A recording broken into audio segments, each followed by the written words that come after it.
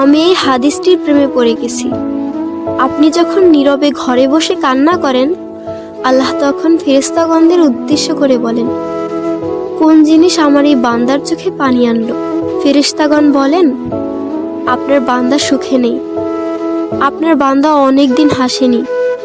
এই বলে ফেরেশতাগণ কান্না করতে থাকেন এবং আল্লাহকে বলেন, হে আমার রব, আপনি জানেন আপনার এই বান্দার হৃদয়ে কি রয়েছে, অতএব আপনি তার জন্য সবকিছু সহজ করে দিন।